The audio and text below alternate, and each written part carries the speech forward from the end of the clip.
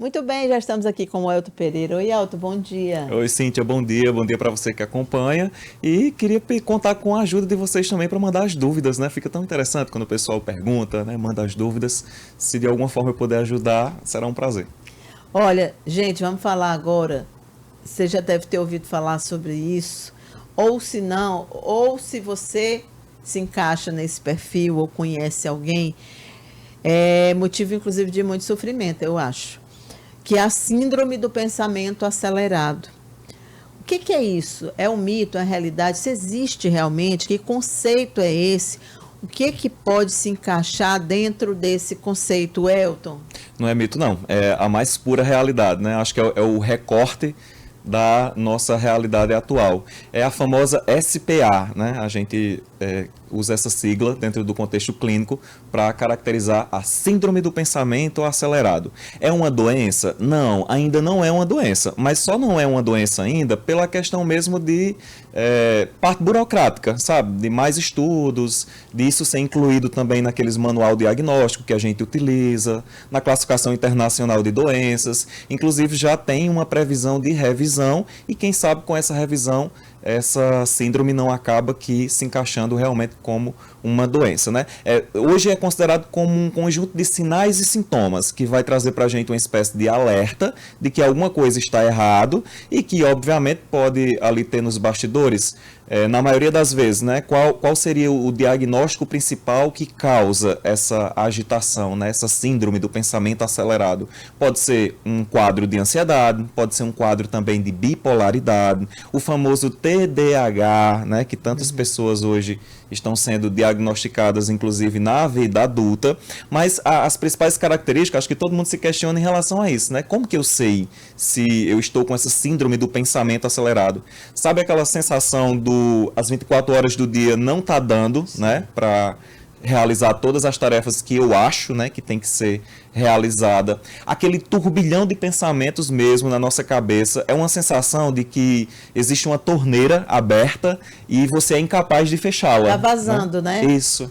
E é uma vazão tão intensa que você é incapaz de conseguir controlar, né, esse fluxo de pensamento.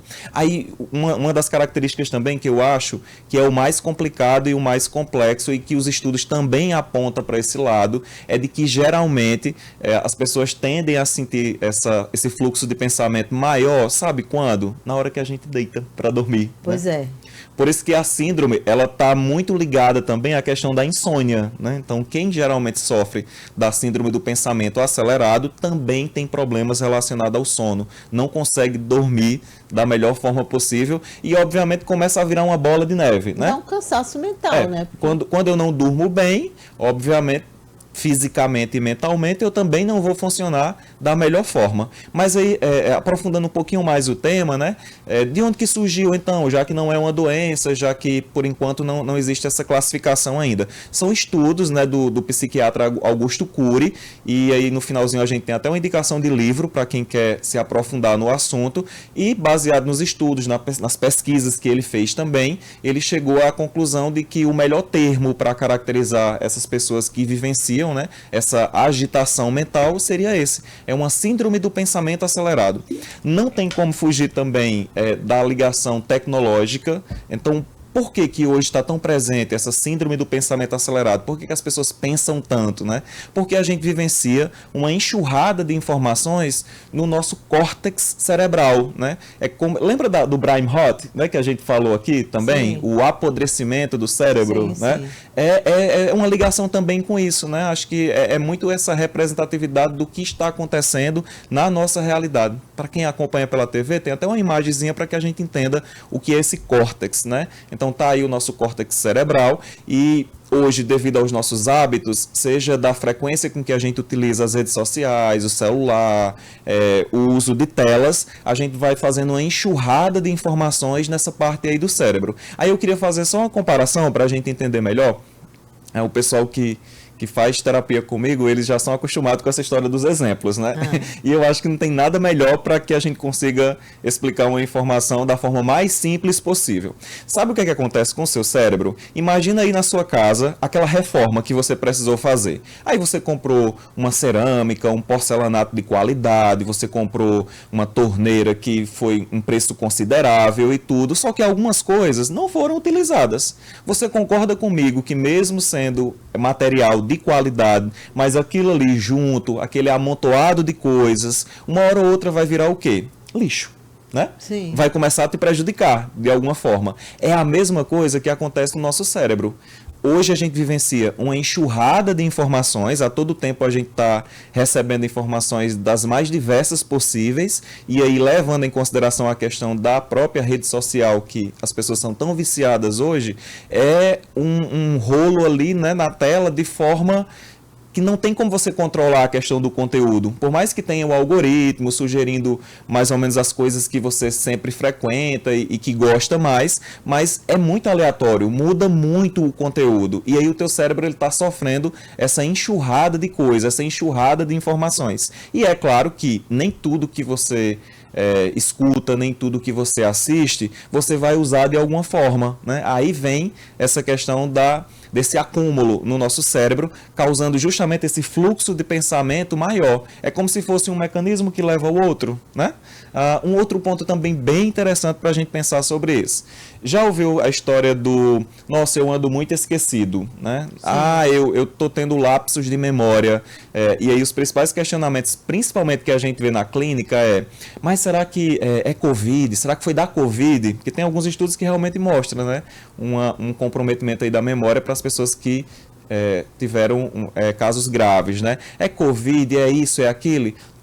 Sabe o que é que pode ser? Um mecanismo de proteção do teu cérebro. Hoje a gente sabe, baseado nos estudos, que quando a gente está sobrecarregado, quando existe esse lixo mental na nossa cabeça, o esquecimento ele vem como um mecanismo de proteção. Então, por que você esquece? Para proteger o teu cérebro, porque o teu cérebro não tem mais capacidade de absorver novas informações. É isso que está acontecendo na maioria das vezes. Então, não é um TDAH, não é um sintoma da Covid, não é um Alzheimer precoce, como as pessoas costumam ter medo, às vezes é só mudança de hábito, né? E é isso que eu acho interessante em relação a essa síndrome. Do mesmo jeito que ela nos alerta, né, que é um sintoma que vai alertar a gente para outros transtornos, como eu falei, ansiedade, bipolaridade, TDAH, mas pode não ser nada disso, pode ser simplesmente mudança de hábito. Você adquiriu esses hábitos, né, que a gente falou aqui, que são hábitos não saudáveis, essa enxurrada de informações,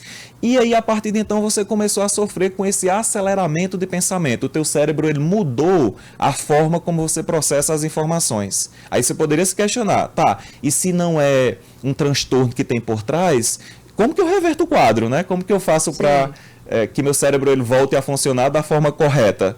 Aí a gente tem que investir em mudança de hábito. Não tem como a gente consertar, a gente fazer esse retorno para um processamento de informações normal sem mudar os nossos hábitos, né?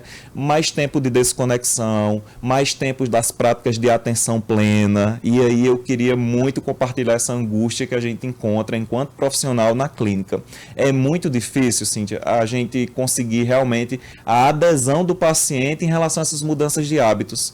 Seja para inserir um hábito novo, como a prática da atividade física, seja para vivenciar momentos de desconexão também. As pessoas elas estão muito viciadas, elas estão muito conectadas às telas, né? E infelizmente a gente cria uma ideia de que eu não vou precisar mudar nenhum tipo de hábito e ainda assim eu vou conseguir reverter o quadro. E não tem, gente. Sou sincero a dizer que não tem como a gente resolver se não existe uma mudança de hábito.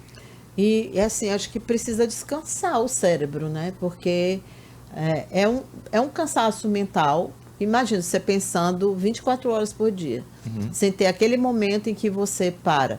E aí, Elton, eu queria te perguntar o seguinte, você falou muito bem aí na questão das telas, que é um fator realmente que eu acho que está desencadeando muitas doenças, mas também o mundo hoje é um mundo extremamente competitivo e um mundo que exige muito de você e faz com que você pense que você ter um momento de ócio é que você é fracassado.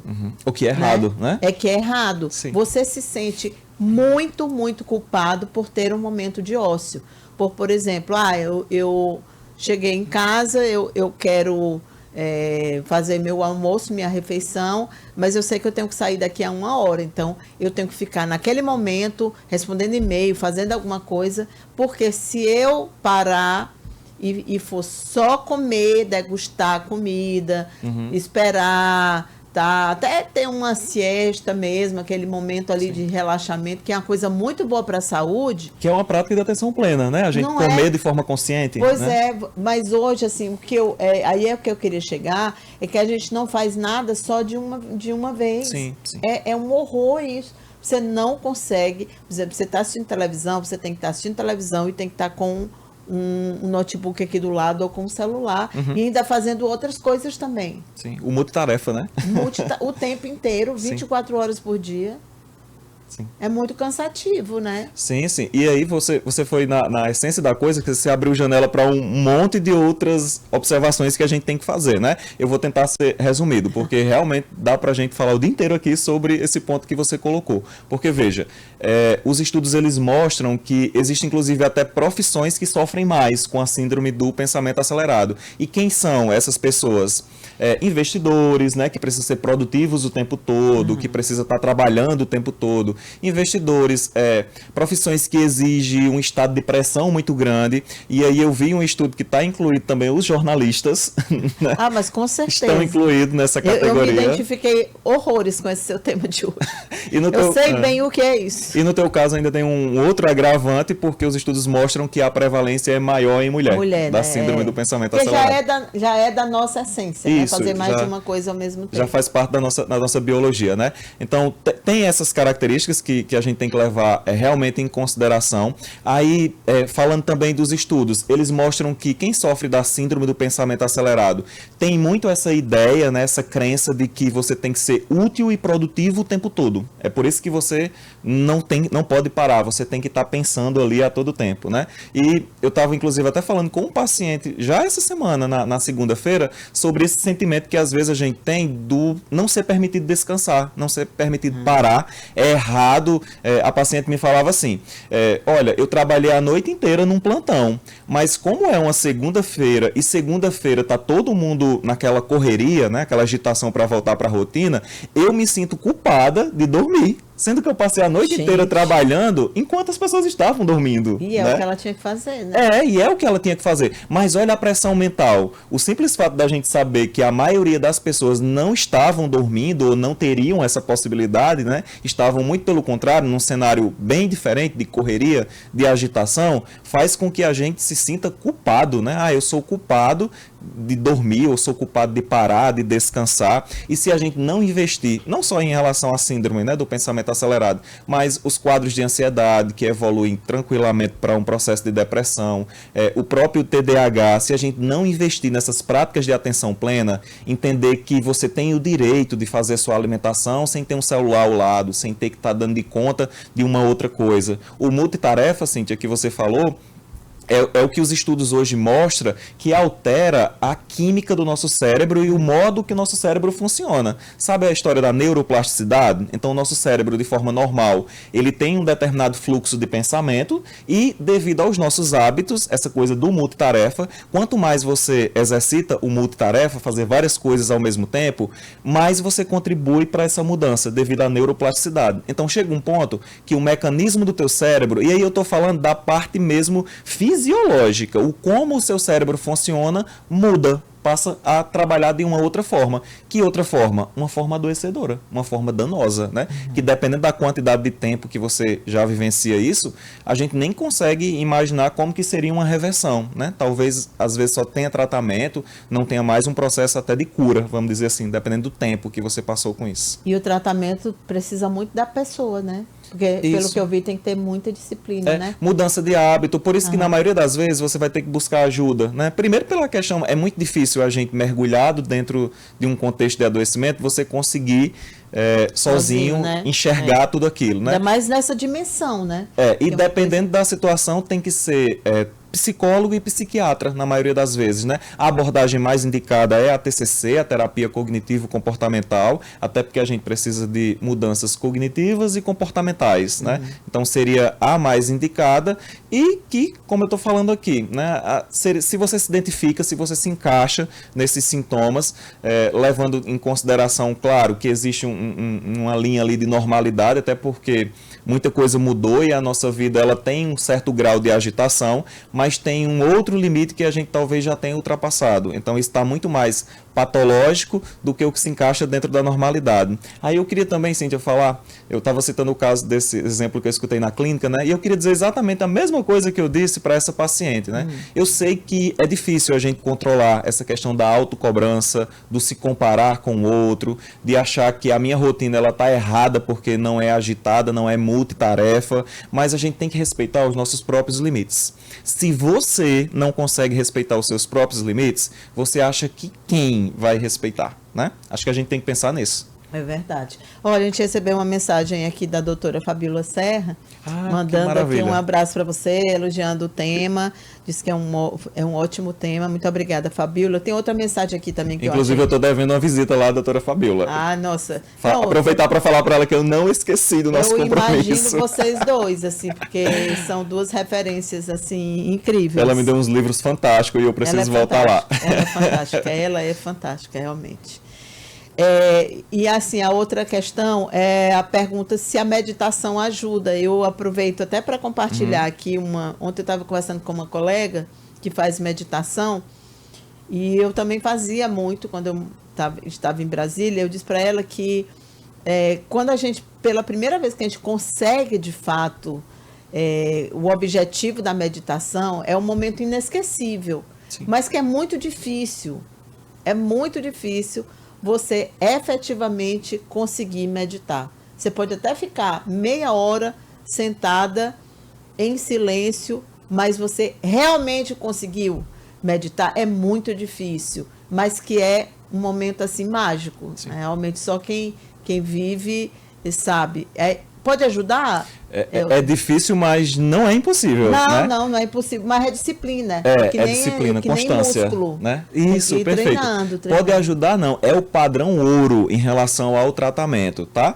Porque a meditação se encaixa nessas práticas de atenção plena. E quando justamente a gente fala da dificuldade, qual é a principal barreira que a gente encontra? É porque as pessoas acham que elas vão meditar uma vez, duas, três, uma semana e aquilo ali já vai trazer resultados visíveis. Não é assim que a coisa funciona. Por isso que tem que ter a constância e tem que ser aquele paciente determinado a não desistir, a realmente acreditar. Sabe uma coisa que a gente tem que controlar um pouco mais? Sabe essa história do isso não funciona comigo? Né? São estudos científicos, são coisas que já vêm sendo estudadas há décadas, então é pouco provável que você tenha algum tipo de barreira e isso especificamente não funcione para você. Agora, do mesmo jeito que eu não posso... Imagina você chega lá na academia e o seu personal te faz lá um treino para perna.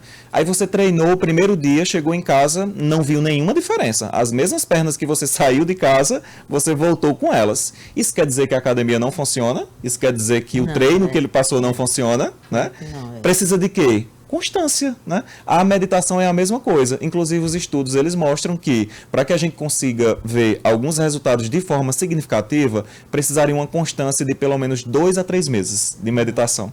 Os pacientes fazem uma vez, duas e dizem, eu não aguento isso, é muito parado para mim, eu preciso de uma coisa mais agitada. Mas a coisa mais agitada é o que está te adoecendo. Como é que você precisa de uma coisa mais agitada? Outra pergunta que eu achei muito interessante, chegou aqui direto no meu celular. Se crianças também são diagnosticadas com essa síndrome? São. Você imagina o sofrimento. Hein? Sim. Criança também pela questão principalmente da exposição das telas que a gente tem hoje. Tanto é que é praticamente às vezes impossível a gente encontrar uma outra atividade que concorra com as telas. Então é 1 milhão de estímulos ali para a criança, às vezes para o adolescente também, e isso pode estar contribuindo para essa síndrome do pensamento acelerado. O que é que os pais têm que fazer? Reduzir tempo de tela, investir mais nessas práticas de atenção plena, diminuir a história do multitarefa. Às vezes eu vejo a rotina, a agenda de algumas crianças, e eu, enquanto adulto, não seria capaz de cumprir aquela agenda. Pois é. Eu juro para você que na hora que... Os pais têm que começar a pensar nisso. Não, a gente Na fica hora que cansado só de olhar, né? Na hora que o pai diz a agenda da segunda-feira, eu já estou cansado na segunda. Eu não consigo nem pensar nos outros dias, né? Então, ali está sendo exercitado o quê? A história do multitarefa, que eu não posso ter tempo para descanso. Todo tempo eu tenho que estar fazendo alguma coisa. É reforço, é aula de inglês, de francês, enfim. Criança tem que brincar, faz parte do aprendizado da vida. E a pergunta que eu sempre faço para os pais é: e qual horário que ele é criança? Qual o horário que está liberado aí, destinado para ele só ser criança, sem ele ter a obrigação de fazer absolutamente nada? Só na hora de dormir, né? Porque criança tem que dormir cedo. Aí, e nem está conseguindo dormir porque as telas também não deixam. Não consegue. Como é que desacelera se passou o dia inteiro com responsabilidades? Sim, e inclusive a gente está tendo uma alta prevalência desse ponto aí em relação ao crescimento, né? Porque o hormônio do crescimento, principalmente nessa parte aí da criança, do adolescente, ele é fabricado, vamos dizer assim, né, no sono, né? E como a gente está dormindo cada vez menos, então algumas crianças já apresentam esse comprometimento, né? Não estão conseguindo crescer da forma adequada. Muito bem, é isso, gente. Muito obrigada, Elton. Mais um tema maravilhoso assim para a gente discutir e imaginar, gente. A vida é tão curta, né? Se a gente tiver que realmente passar sem saborear nenhum momento, aí fica mais difícil ainda, né? A minha orientação é sempre uma só: desacelere, não vale a pena. Se é para fazer muita coisa, eu já nem quero, não me chame. É isso mesmo. Sabe que a sensação que eu tenho, Elton? Que, sabe quando a gente vai num... Vocês já foram, pessoal que estão nos acompanhando, naqueles buffets assim de Réveillon? Sim, sim. Tem aquele monte de comida, aquele monte de coisa, e você vai beliscando cada uma daquelas coisas. Aí, se ao final do dia, se alguém perguntar o que você mais gostou, você não vai lembrar. Porque era muita opção, você não saboreou nada, você beliscou. Então, acho que é isso que a gente está fazendo com a vida. A gente está beliscando a vida e não está aproveitando nada. E aí, talvez lá no final do buffet você achou aquele prato preferido, aquela comida favorita, mas não tem mais espaço para ela, né? Não tem. Perfeito, exatamente. Adorei seu exemplo. Convido você para me seguir também lá nas redes sociais, @PSI Elton Pereira. Tem conteúdos iguais a esse que a gente está trabalhando aqui e muitas outras coisas também. Obrigada, Elton. Muito bom dia para você. Agradeço. E a Tchau. íntegra da entrevista, gente, você encontra sempre no nosso canal de YouTube, tá bom? Por nosso Cuide de Você de hoje.